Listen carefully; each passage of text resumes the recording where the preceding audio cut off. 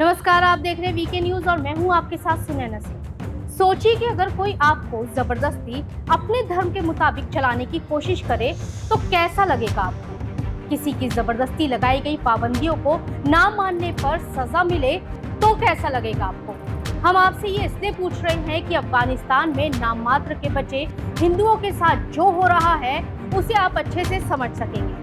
अफगानिस्तान में जब से तालिबान ने सत्ता पर कब्जा किया है तब से वहां बसी हिंदू सिख महिलाओं की जिंदगी बद से बदतर हो गई है।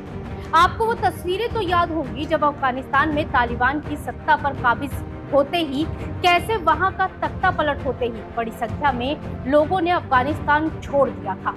कैसे वहां से जान बचाकर भागने वाले लोगों को जब प्लेन में जगह नहीं मिली थी तो वो प्लेन पर ही लटक गए थे।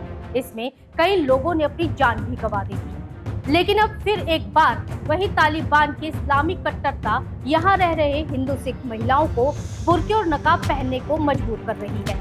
इतना ही नहीं, सार्वजनिक तौर पर वहां बसे हिंदू अपने त्योहार भी नहीं मना सकते। लेकिन ये तस्वीरें ये बताने के लिए काफी है कि इस्लामिक कट्टरता के आगे तालिबान को कुछ दिखाई नहीं देता। आज अफगानिस्तान में रह रहे हिंदू और सिखों पर जो अत्याचार हो रहे हैं उसकी ये सारी हकीकत radio free Europe, radio liberty की रिपोर्ट से सामने आई है। रिपोर्ट में बताया गया है कि अफगानिस्तान में हिंदुओं और सिखों की दयनीय स्थिति सामने आई है। तालिबान कब्जे के बाद ही अंतिम यहूदी परिवार को देश छोड़कर भागना पड़ा था। अब हिंदू और सिखों की जनसंख्या नाम मात्र की ही बची हुई है। तालिबान उनके त्योहार मनाने पर प्रतिबंध और मुस्लिमों की तरह कपड़े पहनने को लेकर मजबूर कर रहा है। ऐसे में लोगों के पास अफगानिस्तान छोड़कर वापस भारत लौटने के अलावा कोई और रास्ता नहीं बचा है। ये वही तालिबान है जिसने अफगानिस्तान पर कब्जा करने के बाद पूरी दुनिया को चीख चीख कर बताया था कि किसी भी धर्म के लोगों को तालिबान से डरने की जरूरत नहीं है। तालिबान उनके सब अधिकारों और हितों का ध्यान रखेगा। लेकिन कुछ ही दिन में तालिबान की कट्टरता सबके सामने आ गई। यहाँ मुट्ठी भर बचे हिंदू और सिख परिवार कठोर प्रतिबंधों का सामना कर रहे हैं। हिंदू सिखों को मुसलमानों की तरह दिखने, उनकी तरह कपड़े पहनने को मजबूर किया जा रहा है।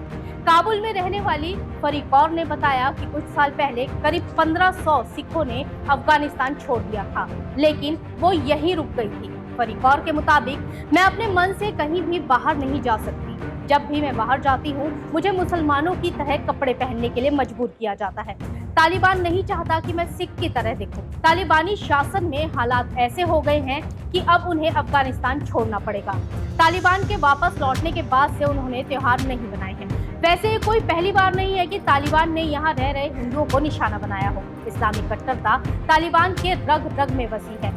जब साल 2096 में तालिबान ने अफगानिस्तान पर कब्जा किया था तब भी इस्लाम को बड़ा मानते हुए हिंदू मंदिरों को बैन कर दिया गया था।